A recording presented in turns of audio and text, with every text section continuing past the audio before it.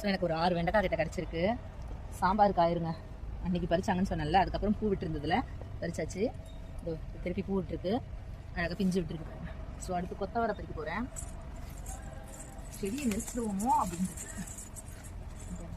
கொத்தவரை.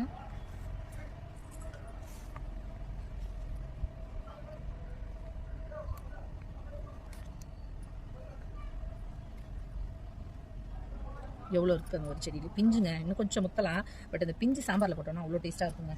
தெரிக்கும் போது என்ன மாதிரி இலையோட சேர்த்து இதெல்லாங்க நடக்குங்க.